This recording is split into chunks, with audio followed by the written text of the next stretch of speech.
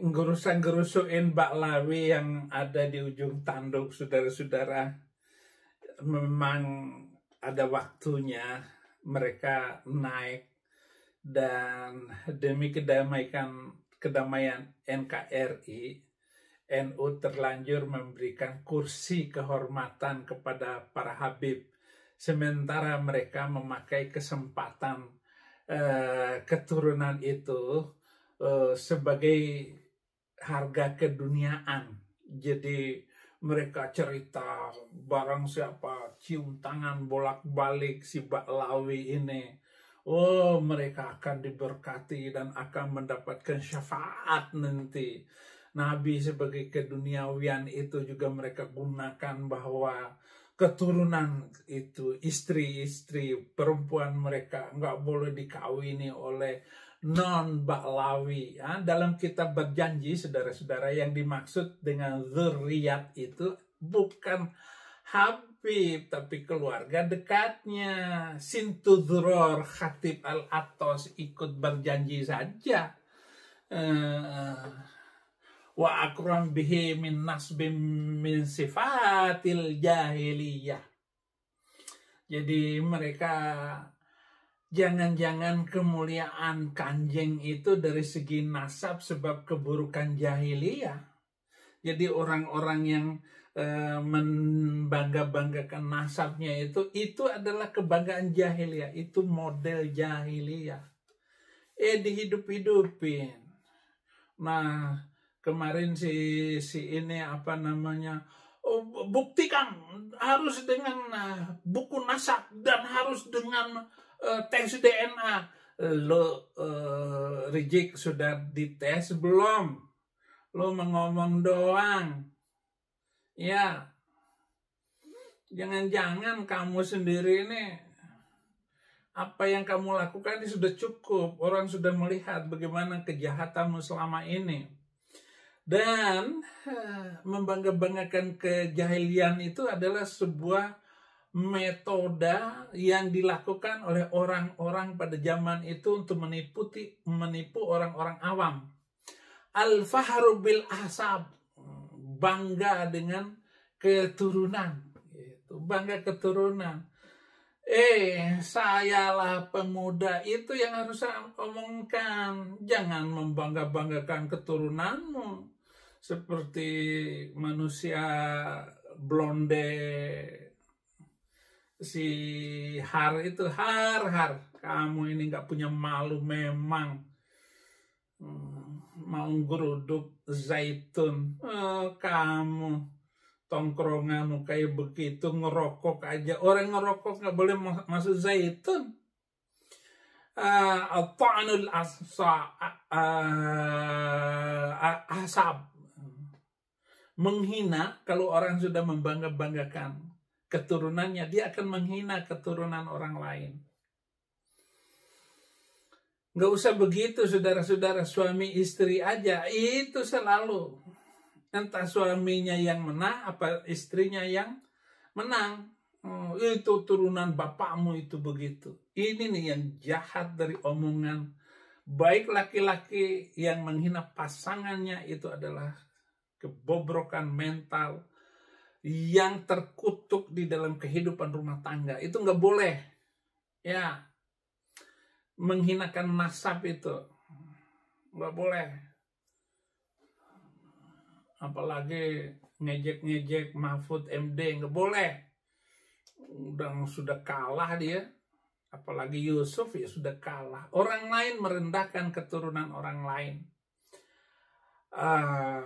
Menjaga, bagaimana menjaga kehormatan dari nenek moyang Adam sampai ayah dan ibunya, meninggalkan sifat buruk dari nenek moyang Adam. Kita harus memanipulasi catatan manusia, tapi kita tidak bisa memanipulasi DNA. Silakan kamu manipulasi, menghina begini-begini.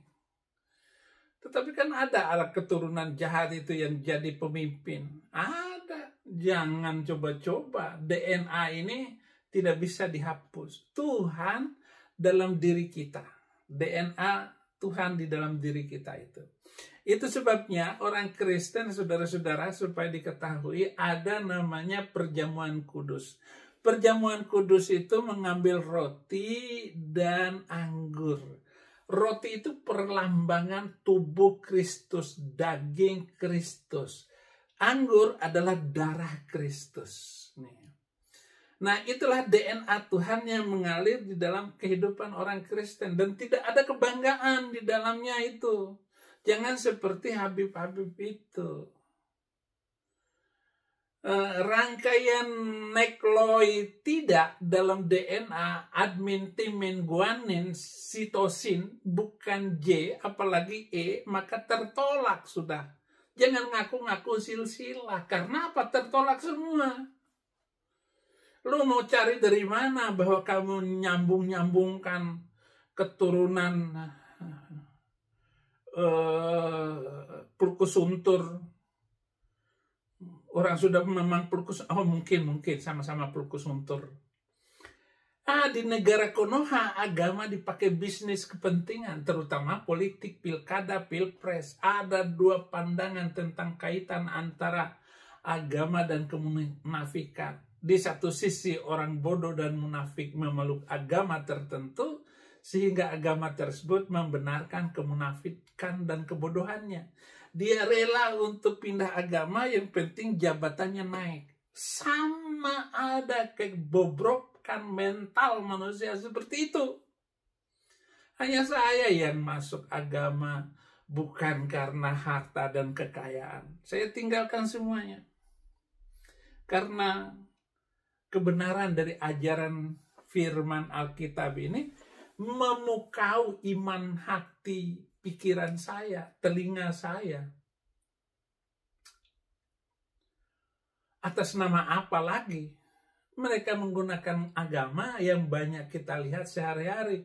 Mulai dari pembenaran atas kekerasan nafsu birahi sampai dengan kerakusan atas harta dan kuasa yang dibalut dengan ayat-ayat suci.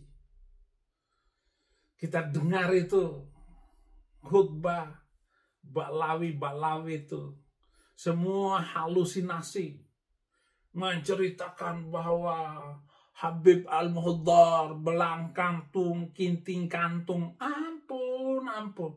Sudah 200 tahun dikubur. Dia kuburnya terbelah lalu datang salaman dengan yang itu. Ada itu roh Balawi itu menyelamatkan kakeknya. Anak itu belum lahir, tapi roh cucu itu sudah muncul untuk menyelamatkan kakeknya. Miring.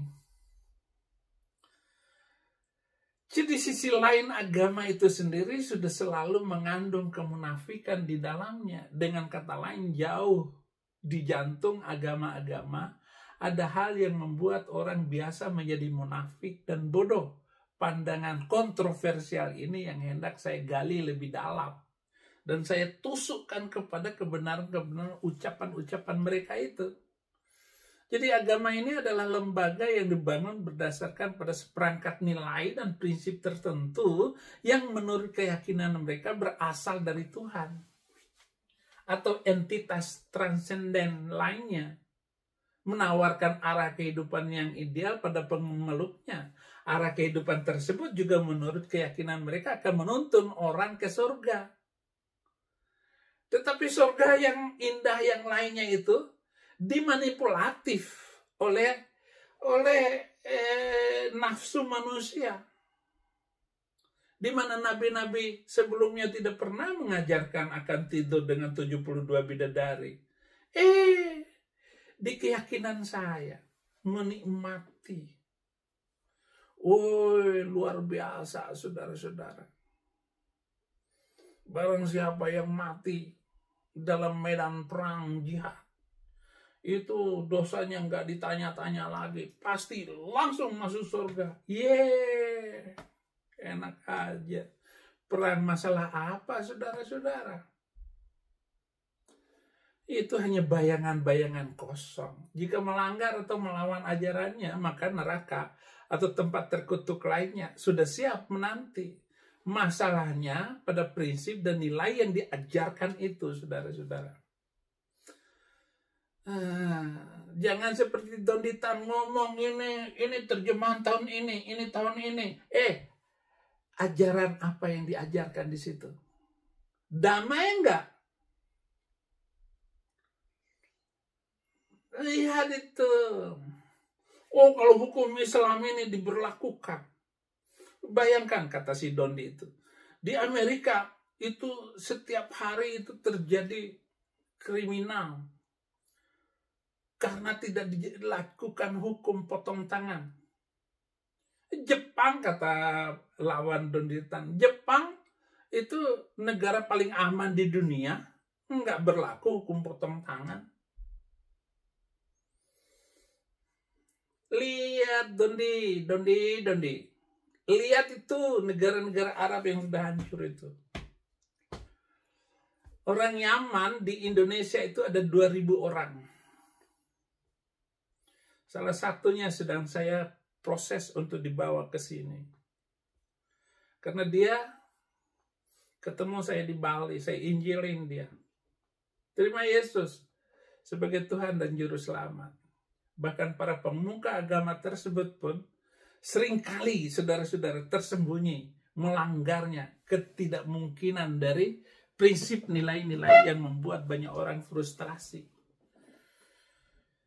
Ya semuanya begini loh, begini. Jadi walaupun dia itu ustadz, itu urusan perutnya semua itu.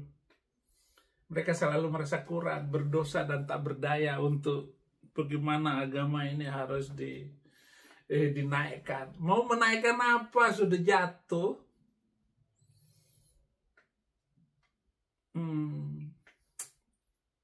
Jadi Balawi ini tinggal tunggu waktu.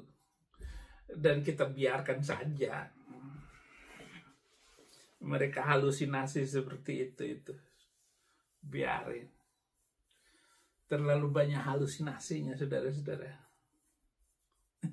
Terima kasih untuk renungan ini. Yang kasihan itu orang Indonesia selalu dibodohin. Tuhan Yesus memberkati.